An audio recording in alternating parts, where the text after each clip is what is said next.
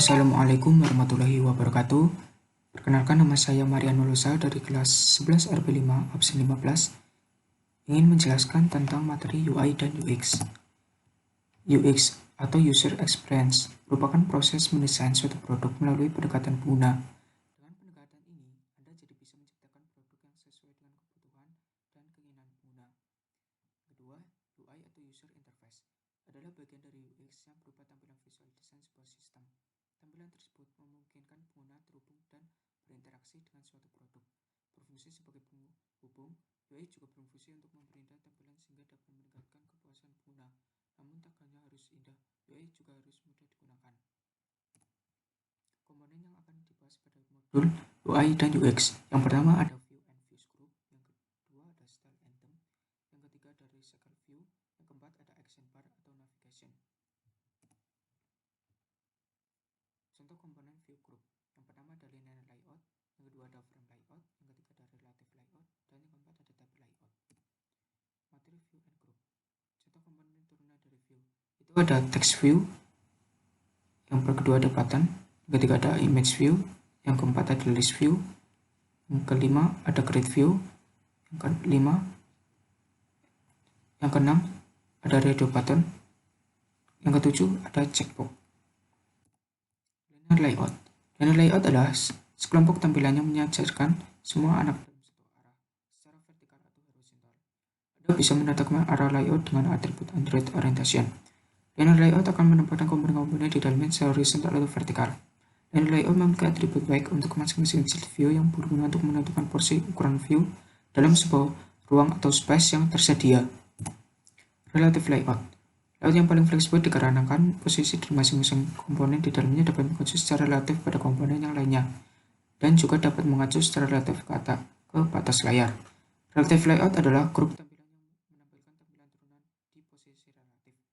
Posisi setiap tampilan dapat ditentukan sebagai posisi relatif terhadap elemen yang setara, atau seperti di sebelah kiri atau di bawah tampilan lain, atau di posisi relatif terhadap relative layout induk seperti sejajar dengan bagian bawah, kiri, atau tengah. Frame layout. Layout ini adalah layout yang paling sederhana. Layout ini akan membuat komponen yang ada di dalamnya menjadi menumpuk atau saling menutupi satu dengan yang lainnya. Table layout. Table layout adalah yang menampilkan elemen view turunan dalam baris dan kolom. Menempatkan turunannya ke dalam baris dan kolom. Konten table layout tidak menampilkan garis batas untuk baris kolom atau selnya. Tabel ini akan memiliki sejumlah kolom sebanyak jumlah baris yang memiliki sel terbanyak. Tabel dapat memberikan sel data kosong. Sel dapat mencakup beberapa kolom seperti dalam HTML. Anda dapat memperluas kolom menggunakan bidang. Satuan dimensi di Android. Khusus Android digunakan dengan fragmentasi spesifikasi perangkat yang sangat bervariasi. Beragam perangkat Android memiliki perbedaan dimensi layar dan kerapatan pixel atau density.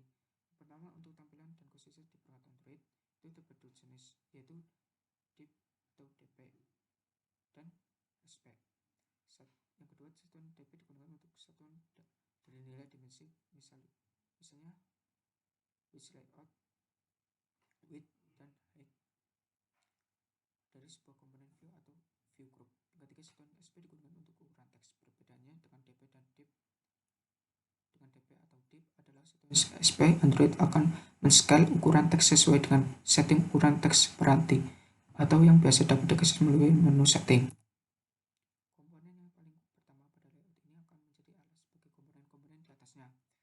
Ada scroll view adalah layout yang memungkinkan komponen di dalamnya digeser atau scroll secara vertikal dan horizontal. Komponen di dalam scroll view hanya diperbolehkan memiliki satu parent utama dari linear layout, relative layout, frame layout, dan table layout. Yang kedua, style dan theme. Style adalah komponen properti yang dibutuhkan untuk mendefinisikan bagaimana sebuah komponen view dan layar jendela ditampilkan.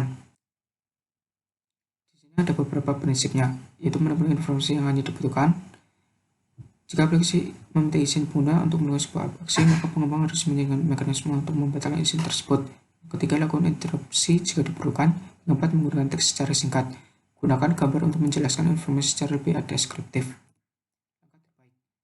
Yang pertama, ada desain yang baik untuk performa aplikasi. Yang kedua, desain yang baik agar aplikasi dapat bersifat responsif. Yang ketiga, desain yang mengakomodasi kebutuhan informasi pengguna. Yang keempat, desain untuk efisiensi pengguna koneksi jaringan. Contohnya seperti ini.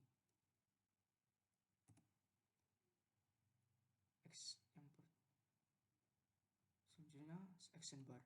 Action bar adalah salah satu komponen penting di dalam struktur sebuah aplikasi Android.